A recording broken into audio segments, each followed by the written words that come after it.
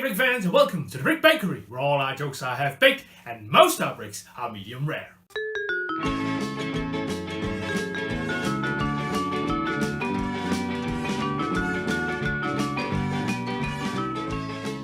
Today we're building the 5928 Bi-Wing Baron, which is a set from 1998 that consists of 64 parts and one minifig. This set is a part of the Adventures theme that ran from 1998 to 2003, and it's one of the few themes that actually took place in real-world locations, whereas other themes would take place in fictional locations. But without further ado, let's get to building. Let's first of all have a look at the back of the instruction book, because here we got some of the alternative builds. There's a raft thing here and another plane, and what I'm noticing here is that there is a certain part that's not been used in either of these alternate builds, and that's this part here. This is the tailpiece for the main build.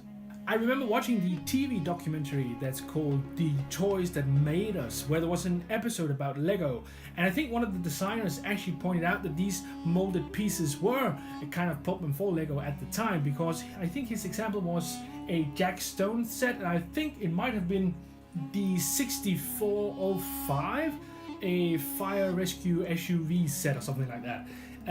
Where he said that these molded pieces, or he said something to the effect of that these molded pieces was actually quite a ways away from what Lego really wanted, and I can see what he means, because this piece here could easily have been 10, 15, maybe even 20 bricks that I could have put together myself, but instead I got this one big molded piece that does look nice, that's for sure, but it's not really Lego as we know it. It's not bricks, it's just this one big molded pieces, and I think it doesn't really ignite sort of the creativity that the regular small bricks like this one, for instance, does. So this is, I think, is a great example of one of the problems that Lego had in the late 90s. And I think that's actually why the Lego modulars has become so popular in later years, because they don't use too many of those specially molded pieces.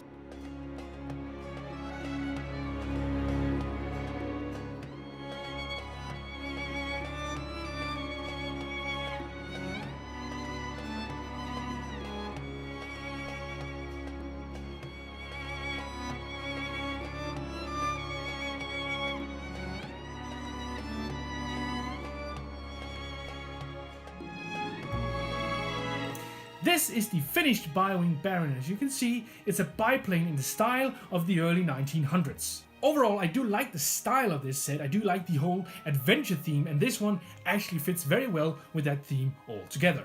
I really like that the engine has these red studs indicating that the engine is being overworked, which is underlined by the flame parts that's put right here. I also really like the color scheme of this set, as it underlines the villainous nature of its pilot. I do, however, think that there are some odd choices in this set. First of all, these wheels seems oddly big for an airplane, and I think smaller wheels would have been a better fit. I think that these guns sitting here are actually the easy way out.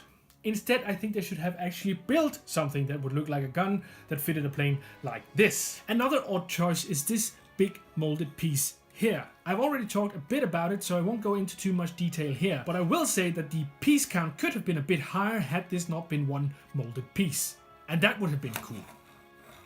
However, I do like the detail that there's room for a map in here. In spite of the odd choices and the low piece count, I actually like this plane, and I think it's a very suitable vehicle for this villainous character. According to Lego Wikia, this is Lord Sam Sinister, formerly known as Baron von Baron, Sam Sinister, Evil Eye, and Mr. Hates. He is easily recognized by his monocle, his twirly mustache, the scar on his cheek, and his left hand, which has been replaced by a hook. I think that this misfit makes up for all the odd choices that might have been made in the airplane from this set. I really like how this minifigure actually balances caricature and real world very well. The shirt print and the small flying helmet is actually pretty realistic. However, the face print, the epaulettes and the hook makes this misfit more of a caricature, and that is really great.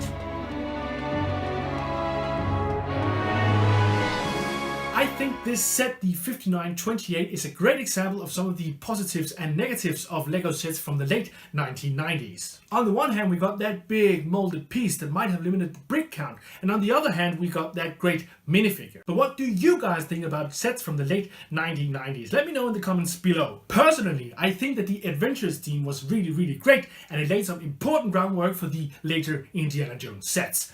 But that's all for me today. I hope you'll comment, like, and subscribe, and I hope I'll see you guys next Monday.